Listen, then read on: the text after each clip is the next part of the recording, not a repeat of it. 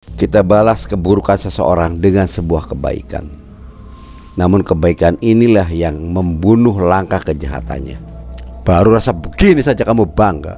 Pantas ini kamu. Kamu enggak-enggaknya make yang enggak. Kamu sudah make pesugihan atau penglarisan untuk dagangan kamu. Betul-betul dirasakan oleh Maona. Banyak sekali rasa yang dirasakan. Kehadiran makhluk-makhluk halus, makhluk-makhluk gaib di tempat rumahnya dia. Sesuatu hal yang aneh, kursi bisa terbang sendiri melempar ke dekatnya Maona. Kamu recehkan saya. Ingat ya, saya akan panggil guru saya untuk menghantam kamu. Jangan dianggap ilmu saya itu receh sama kamu. Orang gak diapa-apain kok, jawabnya Maona. Dia sedang memikirkan sesuatu mungkin. Saat itu juga dibuka ikatan gaibnya oleh Maona, sehingga dia bisa bergerak dan bisa berkata. Assalamualaikum warahmatullahi wabarakatuh. Salam jumpa kembali sobat mengulas malam dimanapun Anda berada, bersama saya Jampang. Pada video kali ini seperti biasanya saya akan menceritakan perjalanan keluarga pemandi jenazah, yaitu Maona dan Tika. Pada video kali ini Maona tidak melakukan aktivitas selaku pedagang lotek selama 1 minggu, karena Maona diundang oleh saudaranya untuk menangani saudaranya yang sedang sakit. Saat itu tepatnya Maona kehadiran saudaranya yang dari kampung, tepatnya itu yang dari Tasikmalaya, di mana di sana Maona punya saudara, di mana saudaranya sakit, yang meminta ditemani oleh Maona dan dirawat oleh Maona. Saat itu saudaranya saya sebut aja Mang Juned, serta istrinya yaitu Icih. Bu Icih waktu itu datang ke Maona, disambutlah oleh Maona dan menceritakan semua keluh kesah yang ada yang dirasakan oleh Bu Icih, bahwa suaminya yang Junaid itu, yaitu kakaknya Maona, sedang sakit. Dia mengamanati agar Maona yang merawatnya. Saat itu juga Maona pamitan kepada anaknya Tika. Tika, ini uak kamu datang meminta izin kepada kamu, karena ibu akan merawat uak kamu kurang lebih 1 minggu. Jadi kamu lakukanlah kegiatan sehari-hari, belajar mengajar kamu, makan apa segala macam kamu lakukan sendiri. Dan ini bekal untuk selama 1 minggu. Emang kenapa Mang Juned, sakit apa Wak? Diceritakan semuanya pada Tika.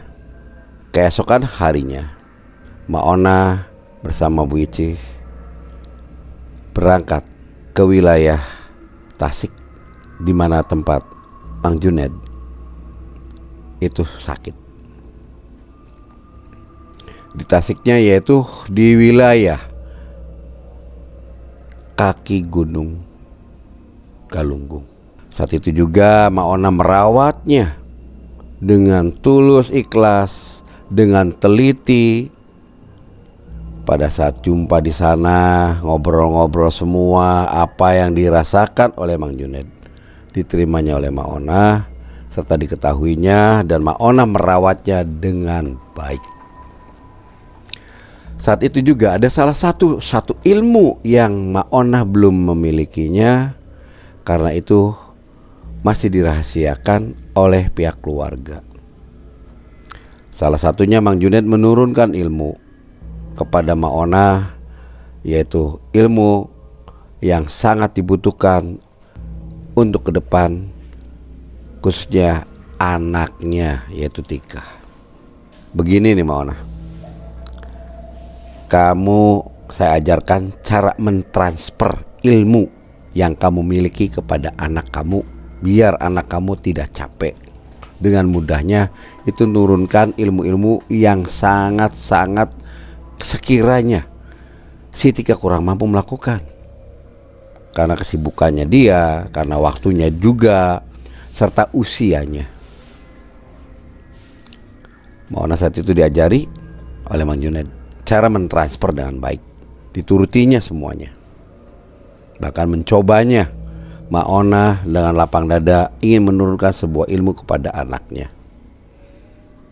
Sebuah ilmu yang dimana pada saat-saat sekarang ini jarang orang yang melakukan. Waktu pun berlalu, Kang Junaid pun sembuh.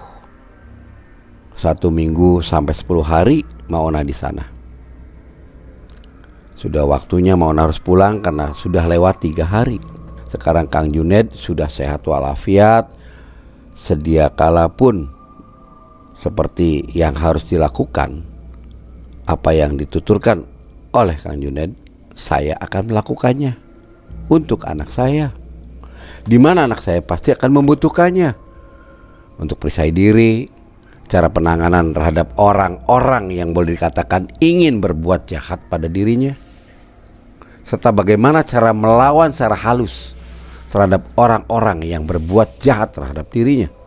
Kita balas keburukan seseorang dengan sebuah kebaikan. Namun kebaikan inilah yang membunuh langkah kejahatannya. Saat itu Maona pulang kembali ke tempat tinggalnya. Waktu Maona datang di rumahnya, Tika belum ada di rumah karena belum pulang sekolah. Maona bebenah semua perabot-perabot untuk esokan harinya Maona jualan lotek lagi. Selesai sudah semuanya, waktu pun berjalan, Tika pun datang. Saat jam 2 sore, Maona ngobrol dengan Tika tentang kondisi uanya, menuturkan semuanya. Bahkan Tika diharapkan oleh Maona mau menerima ilmu dari Maona.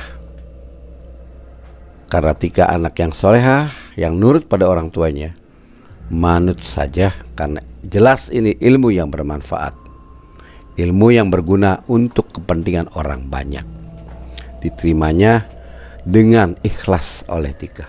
Ditransferlah karena kakaknya itu telah mengajari cara mentransfer secara langsung sehingga bisa digunakan kepada orang yang menerima transferan ilmu itu. Tika merasa ada getaran di dalam tubuhnya, rasa menggigil, rasa panas di dalam tubuhnya saat melalui fase-fase penurunan ilmu.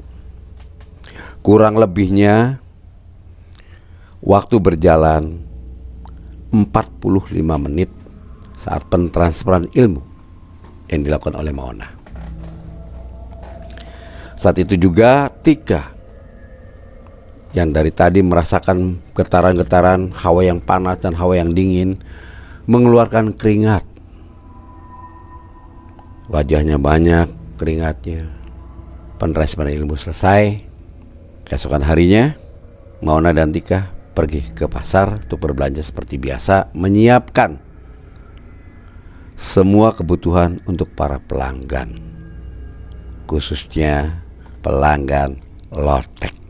Waktu pun berlalu, Tika setelah pulangnya dari pasar bersama Maona seperti biasa merajang dan menyiapkan semua sarana prasarana untuk jualan lotek. Setelah semuanya tuntas, Tika pamitan pada ibunya untuk berangkat sekolah. Tak lama kemudian datang seorang pelanggan. Maona melayaninya dengan baik dan penuh harapan bahwa pelanggannya akan banyak yang datang. Berjam-jam selepasnya pelanggan itu berlalu, Maona menunggu pelanggan lain datang. Biasanya setelah datang pasti datang lagi. Namun berbeda dengan apa yang Oma rasakan. Saat itu juga sampai waktunya Tika pun datang dari sekolah, pulang ke rumahnya, belum ada pelanggan yang datang lagi. Baru satu pelanggan yang baru membeli dagangnya Maona. Maona menguatkan diri terus, wiridan, baca salawat terus. Tak lama kemudian ada beberapa ibu-ibu datang. Inikah yang namanya Maona, yang dapat julukan rasa pejabat, harga merakyat. Maona kaget dengan tuturan kata orang yang baru dilihat, pelanggan yang baru datang, yang baru dilihat, dan menyebutkan tutur kata itu. Punten bu, aduh ibu bisa aja, maaf ya bu, saya pesen 2 bu. Udah lama saya kemari bu, sampai 3 hari, ke-4 hari ini nih baru lihat ibu jualan lagi. Dari mana bu? Ada keperluan keluarga atau gimana nih? Apa mau menghabiskan keuntungan lotek nih? Ah ibu bisa aja. Alhamdulillah bu, saya silaturahmi kepada saudara saya di kampung. Maaf bu, ibu saya baru lihat ibu nih. Ibu dari mana? Kampung sebelah. No, di sana. Di sana juga ada pedagang lotek, namanya Mak Iyam. Itu enak banget bu, enak sekali. Namun harganya mahal. Ya wajarlah bu, sautnya Maona. Yang namanya rasanya enak, ya pasti mahal toh bu. Beda dengan lotek yang saya jual. Mungkin ya apa boleh dikata lah, syukur-syukur ibu cocok lidahnya dan bisa dirasakan nikmat lotek yang saya buatkan. Justru itu bu, saya tuh pengen tahu. Karena namanya ibu tuh, loteknya sudah terkenal rasa pejabat, harga merakyat. Itu loh. Makanya saya penasaran sampai kemari untuk membuktikan kebenaran suara-suara yang ada dalam peredaran nama ibu. Salah satu ibunya itu hanya tersenyum. Iya loh bu, itu loh Mak Iyam tuh memang betul-betul enak bu. Cuma harganya itu loh 12.000, mahal banget. Lewatan deh. Udah deh bu, yang penting rasa. Rasa rumaksa, yang namanya terasa. Ya apalah artinya nilai materi dibanding kepuasan. Karena ibu-ibu tuh meminta makan di tempat. Dimakanlah lotek itu. 1 suap, 2 suap. Pada saat ketiga suap, ibu-ibu tadi sempat mengatakan amazing, betul-betul luar biasa. Tidak salah orang berkata tentang keadaan ibu Ona. Loteknya peli-peli good, kata salah satu ibu-ibu itu. Dengan cunu gayanya, cubinya, genitnya kepada Maona. Saat itu karena rasa puasnya lotek Maona, ibu-ibu itu sempat memberikan uang lebih kepada Maona. Hari itu juga Maona baru melayani 3 orang. Yang 2 orang pelanggan yang baru dari tetangga sebelah yang menceritakan bahwa Mak Iyam di sana penjual pedagang lotek yang sama juga dengan Maona.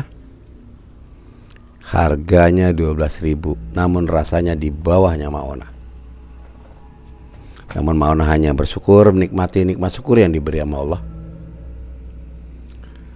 Waktu berlalu tanpa terasa, mendekati jam 5 sore. Dagangan Maona masih banyak sekali. Ada salah satu warga datang dan ada pengemis yang datang meminta-minta. Astagfirullahaladzim, ya Allah, astagfirullah. Subhanallah walhamdulillah wa la ilaha illallah wallahu akbar la haula wala quwata illa billahil azim. Dengan ikhlas dan tulusnya Maona membuatkan lotek untuk pengemis itu dan memberi uang. Sudah loteknya dikasih, uangnya pun dikasih. Betapa hebatnya sobat mengulas malam orang semacam Maona. Dapatnya gak seberapa, tapi sodakohnya gak kira-kira. Sampai ibu-ibu yang tadi beli juga sampai kebingungan, karena ibu-ibu yang beli itu diterakhirkan. Maona lebih mendahulukan pengemis itu karena kelihatannya dia lapar. Karena Maona berprinsip tidak akan membiarkan orang itu lapar, apalagi belum makan. Setelah dikasihnya, sempat Maona mohon pamit kepada pelanggan yang datang tadi. Maaf ya Bu, saya mohon maaf, saya pamitan ngasih kepada dia dulu karena dia lebih membutuhkan daripada ibu. Iya Maona, tenang aja, saya juga paham kok. Dibuatkan kembali, bahkan dikasih bonus oleh Maona karena dia mau menunggu. Tika pun waktu itu melihat kondisi dagangan ibunya kok sepi, sesuatu hal yang aneh. Ada apa ini? Saat itu juga Maona bersama Tika beresin semua dagangannya. Bahkan sebagian dimakan ada dirinya, dan sebagian ini jelas-jelas sudah tidak layak untuk dipakai nanti kalau esok hari. Lebih baik dibagikan pada tetangga. Pada malam hari jam 12, seperti biasanya Maona terbangun untuk melakukan sholat tahajud. Ada satu perasaan yang tidak enak di dalam diri Maona. Saat dia bermunajat mendoakan sesuatu, terbayang suatu gambaran yang akan menimpa pada dirinya. Ada seseorang yang ingin menyantet dirinya perihal tentang masalah dagangan, saingan dagang. Maka dari itu Maona selalu berhati-hati, selalu memberikan senyuman dan tidak menyinggung perasaan siapapun, baik pada konsumen, para pedagang lain maupun para tetangga. Sesudah itu tuntas waktu berlalu. Setelah sholat subuh, Maona berangkat dengan Tika ke pasar, belanja seperti biasanya untuk menyiapkan dagangannya. Tak lama kemudian, ada salah satu ibu-ibu yang menanyakan kepada Maona. Datang ke warungnya Maona dan menanyakan pada Maona, "Maaf Bu, kemarin saya yang datang kemari, Ibu masih ingat enggak? Yang berdua tuh dari kampung sebelah." "Emang kenapa Bu?" "Iya saya masih ingat." "Maaf ya Bu, saya sebarkan semuanya Bu, mempromosikan loteknya Ibu ke kampung saya. Tapi jangan kaget loh ya kalau memang mereka itu pada datang ke Ibu. Ya terima kasih sekali, alhamdulillah jika kamu telah membantu mempromosikan dagangan saya. Terima kasih banget Bu." Saat itu juga perasaan yang ada di dalam diri Maona menilai seseorang tidak salah. Betul bahwa dia telah melakukan tanpa sepengetahuannya Maona mempromosikan dagangannya Maona. Saat itu juga Ibu B tadi yang sempat datang ke Maona membeli satu bungkus atau satu porsi loteknya Maona. Setelah selesai dan berlalu, tak lama kemudian, beberapa selang waktu, banyak ibu-ibu yang berbelanja seperti biasanya. Pelanggan-pelanggan Maona ini datang memesan lotek. Obrolan demi obrolan dari salah satu ibu-ibu yang lagi ngerumpi tentang keadaan saat Maona tidak jualan. Mereka banyak yang membeli loteknya ke Mak Iyam di kampung sebelah, yang dikatakan bahwa dia enak rasanya, namun sayang harganya mahal. Tapi dibandingkan dengan loteknya Maona, betul-betul tak terkalahkan. Rasa pejabat, harga merakyat. Beda dengan Mak Iyam. Mereka ngobrol semua, Mak Ona sempat bingung ngobrolin apa, cuman ya alah, ngapain pusing-pusing mikirin urusannya orang. Udah aja tugas yang harus dilakukan, layani mereka. Dalam hati kecil Mak Ona. Saat itu juga Mak Ona dikejutkan banyak beberapa orang yang datang ke Mak Ona, belanja ke Mak Ona, itu dari kampung tetangga. Hari ke hari, sampai waktu itu kurang lebih 1 minggu, dagangan Mak Iyam sepi. Pelanggannya Mak Iyam lari ke Mak Ona. Kurang lebihnya waktu itu ada kurang lebih 2 mingguan, 14 hari. Mak Iyam datang ke warungnya Mak Ona, ingin menyaksikan dan merasakan langsung apakah benar rasa loteknya Mak Ona, rasa pejabat harga merakyat, beda dengan dirinya. Saat itu Mak Iyam beli loteknya Mak Ona, makan di situ juga, hanya memperhatikan berapa banyak pelanggan dia yang lari ke Mak Ona. Dihitungnya satu persatu, ternyata banyak juga. Pantas warung saya sepi. Setelah semua pelanggan tuh dilayani oleh Mak Ona, saat itu juga Mak Iyam belum beranjak dari warungnya Mak Ona. Masih menunggu saat yang tepat, warung sepi, semua pelanggan sudah pada pulang. Saat itu juga Mak Iyam ngomong ke Mak Ona, baru rasa begini saja kamu bangga. Pantas ini kamu enggak-enggaknya make yang enggak. Kamu sudah make pesugihan atau penglarisan untuk dagangan kamu.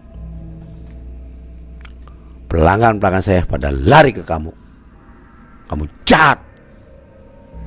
Sempat digitukan Mak Ona. Namun Mak Ona membalasnya dengan senyuman. Maaf ibu, ibu tuh siapa? Saya baru lihat loh bu, punten sekali. Apabila saya memiliki kesalahan, saya minta maaf. Dah, gak usah basa-basi. Nih Iyam, pedagang lotek di kampung sebelah, yang pelanggannya banyak direbut oleh kamu, berpindah pada kamu. Kamu merebut pelanggan saya. Saat itu marah-marah Boy Iyam kepada Mak Ona. Sampai dengan terang-terangannya Mak Iyam mengancam Mak Ona. Kamu belum tahu saya, rasakan nanti saya santet kamu. Kamu telah mengambil jalan hidup saya, jalan rezeki saya kamu ambil. Hati-hati kamu. Berlalulah Iyam itu tanpa membayar lotek yang dimakannya, karena sudah menyaksikan bahwa satu porsi lotek hanya Rp5.000. Beda harga dengan dirinya, sobat. Mak Iyam menjual loteknya itu 12.000, sedangkan Mak Ona hanya 5.000. Rasanya berbeda jauh. Pantas aja para pelanggan lari ke Mak Ona. Pelanggannya dia lari ke Mak Ona karena rasanya udah nikmat, enak, murah. Beda kayak dia. Namun rasa sakitnya, hatinya Iyam sampai mengancam Mak Ona seperti itu. Saat itu juga alhamdulillahirabbil alamin, ya Allah, Mak Ona mengucapkan rasa nikmat syukur pada Allah Subhanahu wa taala bahwa apa yang telah digambarkan pada salat tahajud itu terbukti dan kewujud. Maka saat itu juga Mak Ona menyiapkan diri untuk mempersiapkan diri, membentengi diri melawan santetnya Iyam. Saat itu Mak Ona gak habis pikir, capek juga rasanya. Datangnya Tika sempat menghibur hatinya. Saat itu juga Mak Iyam komat kamit di rumahnya, memulai sesuatu hal, perilaku, rasa kesalnya dia. Berbeda dengan Mak Ona. Mak Ona sedang bersiap-siap diri untuk membenahi dan menutup warung dagangannya. Seperti biasanya Maona setiap jam 12 malam bangun untuk sholat tahajud karena sudah terbiasa bertahun-tahun. Begitu juga Tika, dibangunkannya Tika untuk sholat tahajud. Saat dia mengaji, saat itu juga Maona mendengar sesuatu hal yang di luar nalar. Datangnya seekor burung gagak di atap rumahnya sembari mengungkapkan kata-katanya ataupun bersuara kak kak kak 3 kali. Saat itu juga hilangnya suara gagak itu, cicak yang di dinding itu jatuh ke lantai. Maona merasa memiliki firasat buruk itu betul nyata akan datang. Saat itu juga Maona bermunajat, meminta bantuan pada Allah Subhanahu wa taala. Saat itu juga betul-betul dirasakan oleh Maona, banyak sekali rasa yang dirasakan. Kehadiran makhluk-makhluk halus, makhluk-makhluk gaib di tempat rumahnya dia. Sesuatu hal yang aneh, kursi bisa terbang sendiri melempar ke dekatnya Maona.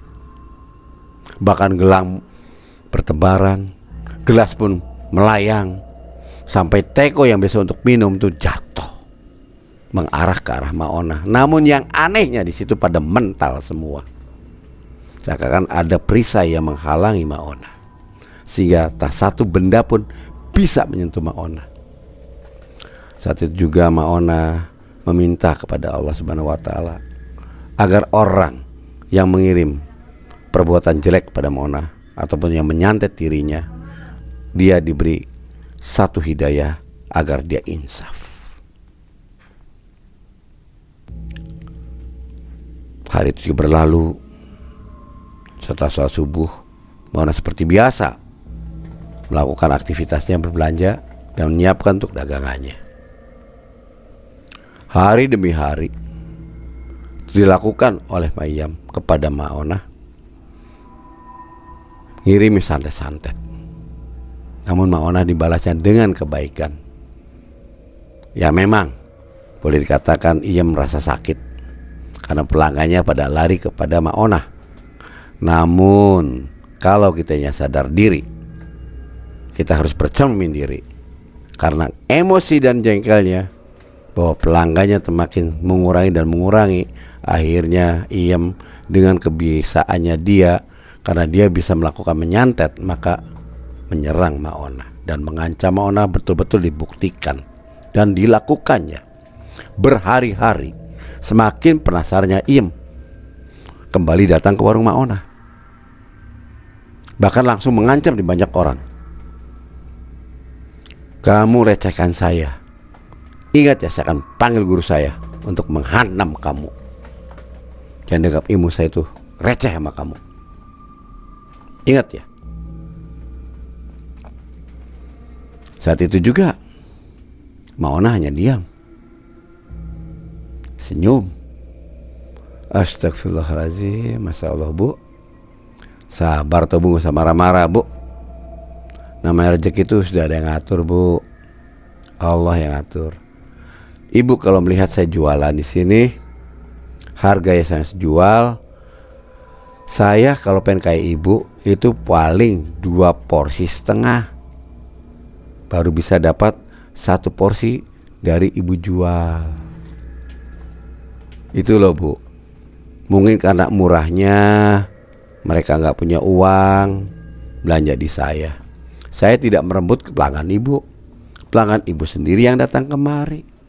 Wajar mereka pembeli. Pembeli itu raja.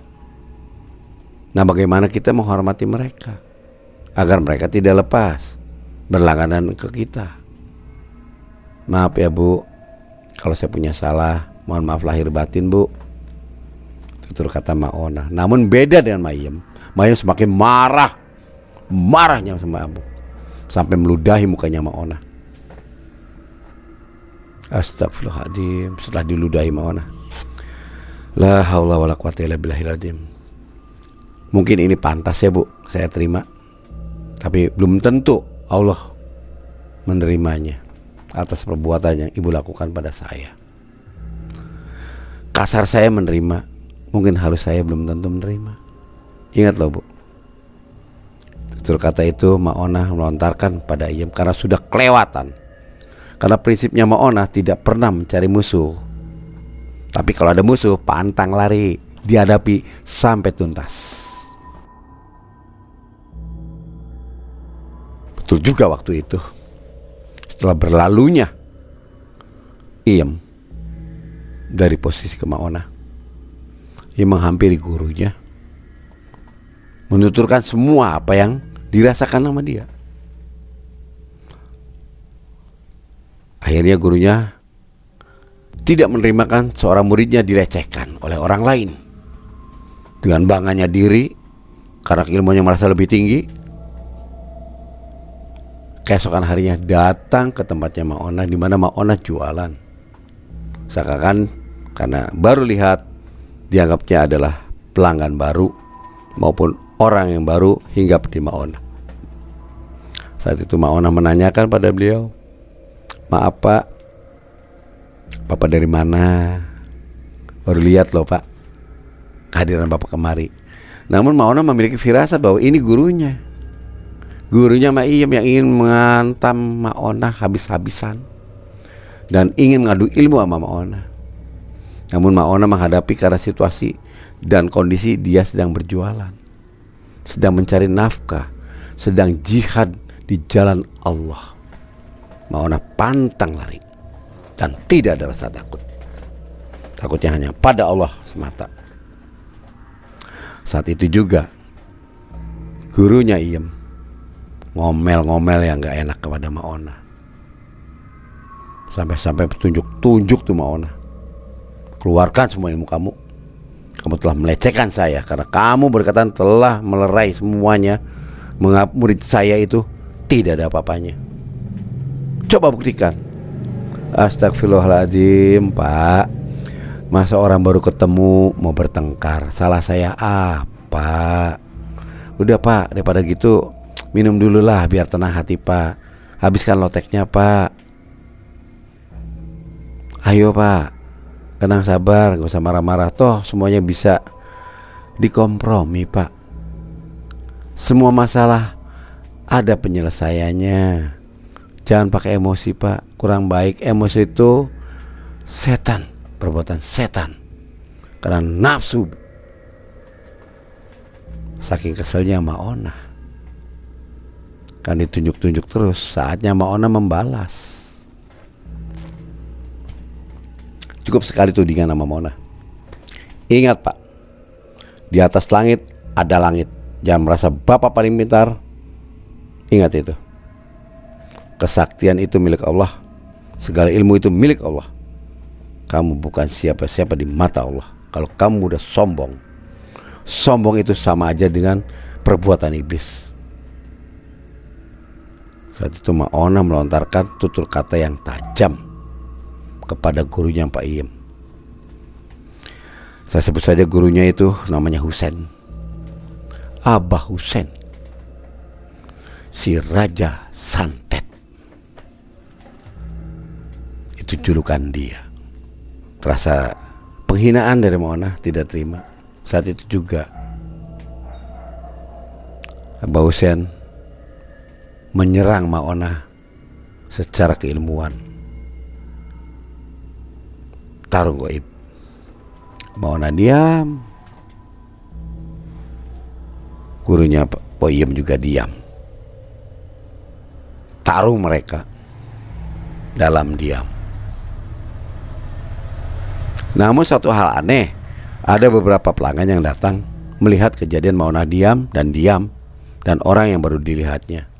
Serta ada salah satu warga kampung sebelang yang biasa beli lotek di tempatnya Ibu Iem. Itu ada di sana, ada di warungnya Maona, dan menyaksikan bahwa Bu Iem sedang bersembunyi. "Loh Bu, sedang apa?" Kagetlah Bu Iem. Pak Iem kaget atas teguran daripada pelanggannya yang hendak membeli lotek ke Maona. "Terus kamu ngejutkin saya aja, ngagetin aja. Itu loh, lihat tuh yang di warung. Oh, warung Maona toh. Ayo kita ke sana. Diajaklah Bu Iem ini oleh salah satu pelanggannya datang ke warung Maona.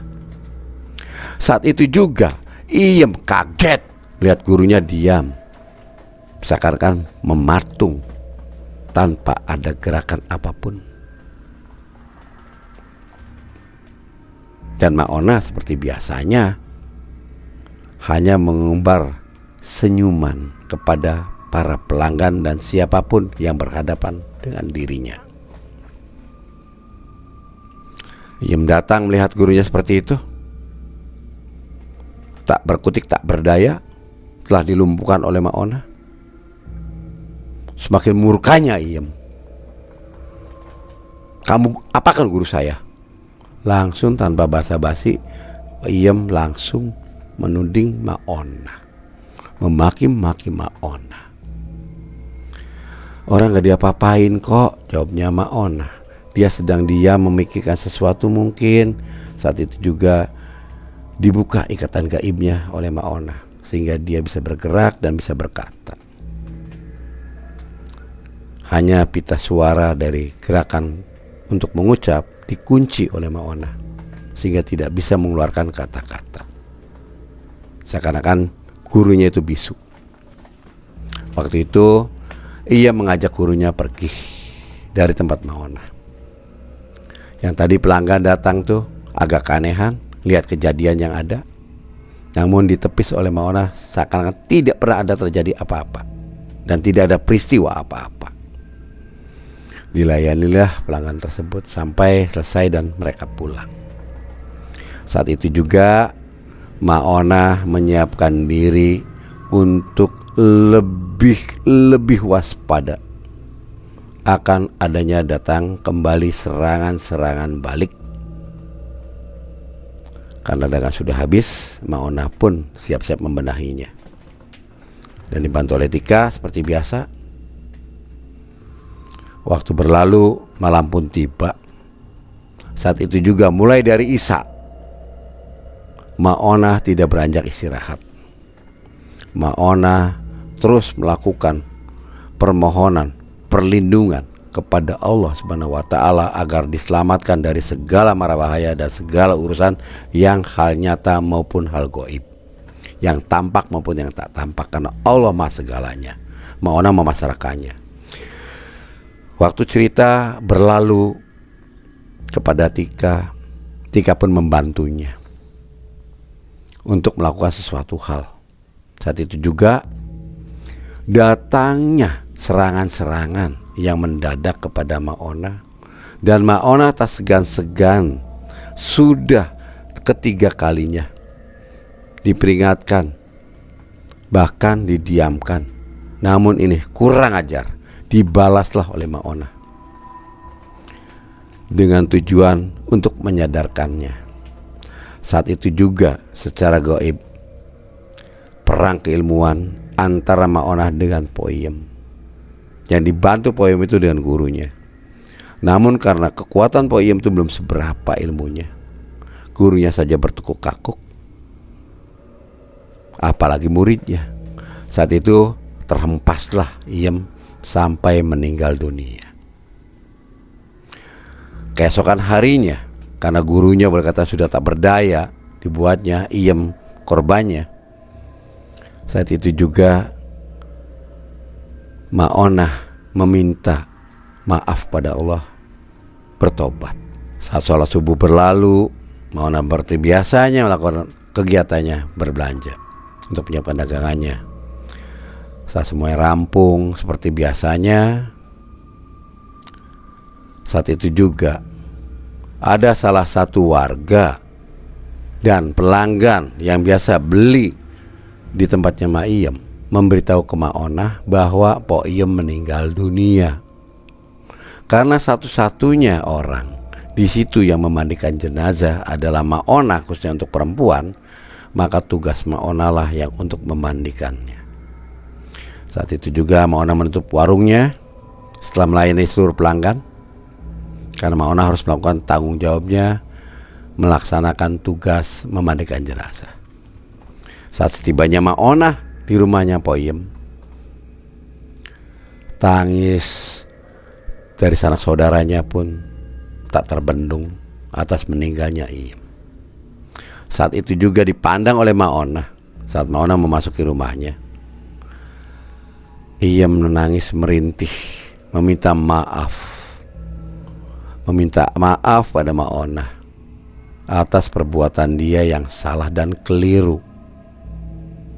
Maona tidak memiliki kesalahan apa-apa, namun dia yang berbuat, dia yang betul-betul telah mencederai Maona, menyakiti perasaannya Maona dan kata-kata kasar, sehingga jiwanya tidak menerimakan, meminta maaf pada Maona agar dimaafkan. Maona menjawab dengan keilmuannya bahwa dirinya telah memaafkan sebelum kamu minta maaf. Sudahlah, sudah waktunya kamu pulang dengan tenang. Gak usah kamu menghiang, gak usah kamu boleh katakan mengganggu warga-warga yang ada, apalagi mengganggu pelanggan-pelanggan kamu. Kasihan mereka tidak punya salah apa-apa. Saya ingin memandikan jasad kamu, jadi jangan halangi saya. Saat itu juga jasad almarhumah Iem dimandikan oleh Maona.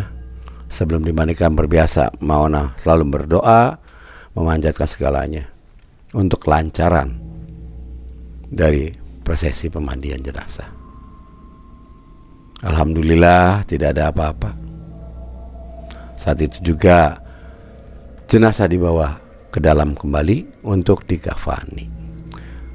Hal kejadian yang aneh pada saat jasad waktu dikafani, bau bangkai yang bukan kepalang.